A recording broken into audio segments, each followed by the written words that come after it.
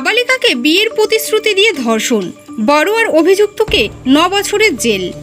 2007 সালে 14 আগস্ট মুর্শিদাবাদ জেলার বড়ুয়া থানার সুন্দরপুর গ্রামে বিয়ের প্রতিশ্রুতি দিয়ে নাবালিকা পরিচারিকাকে ধর্ষণের অভিযোগে গ্রেফতার হয় শামিদ শেখ।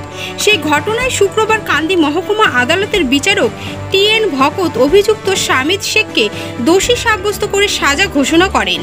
আদালত সূত্রের খবর, বিয়ের প্রতিশ্রুতি দিয়ে নাবালিকা পরিচারিকাকে একাধিকবার ধর্ষণ করা হয়। ফলে ওই বছরের 12 আগস্ট একটি সন্তানের জন্ম দেয় ওই নাবালিকা। সন্তান জন্মের পর অভিযুক্ত ব্যক্তিকে নাবালিকার পরিবার বিয়ের প্রস্তাব দিলে অভিযুক্ত শামিদ শেখ তা অস্বীকার করে।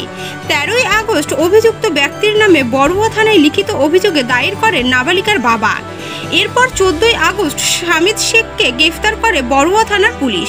কিছুদিন পরেই জামিনে মুক্ত হন অভিযুক্ত ব্যক্তি। দীর্ঘদিন ধরে মামলা চলার পর 9 জন সাক্ষীর সাক্ষ্য প্রমাণের ভিত্তিতে শুক্রবার কান্দি মহকুমা আদালত 376 ধারায় অভিযুক্তকে দোষী সাব্যস্ত করে তাকে 9 বছরের জেল ও 50,000 টাকা জরিমানা ও অনাদায়ে আরও 1 বছরের জেল হেফাজতের নির্দেশ দেন। পাশাপাশি ওই শিশুকে ক্ষতিপূরণ বাবদ 50,000 টাকা দেওয়া নির্দেশ দেন আদালতের বিচারক TN ভকত।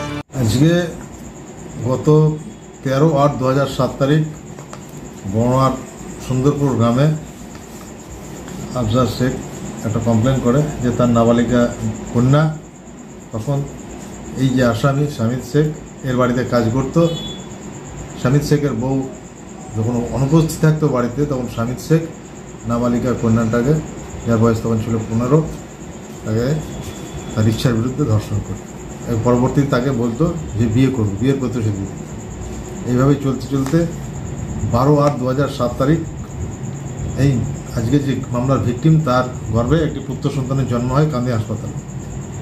পরবর্তীতে এই ভিকটিমের বাবা বড়ুয়া থানায় একটা ধর্ষণের মামলার অভিযোগ আনে। সেইখানে 9 জন সাক্ষ্য গ্রহণ করার পর আজকে জজ সাহেব, মাননীয় জজ সাহেব ADJ TN ভকত এই আসামিকে 376 ধারায় পানিশমেন্ট দিয়েছে, কনভিকশন দিয়েছে, 9 বছর জেল, 50,000 টাকা জরিমানা, অনাদায়ে আরও 1 বছর জেল, এবং এই যে ভিকটিমের যে সন্তানটা তার জন্য 50,000 টাকা কম্পেনসেশন দিয়েছে।